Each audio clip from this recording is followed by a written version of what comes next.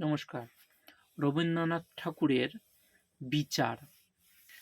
আমার খোকার কত যে দোষ সেসব আমি জানি, লোকের কাছে মানি বা নাই মানি।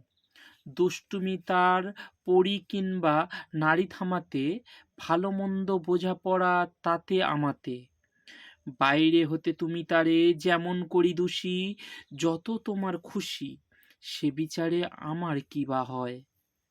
খোকা বলেই ভালোবাসি, ভালো বলেই নয়। খোকা আমার কতখানি সে কি তোমরা বোঝো?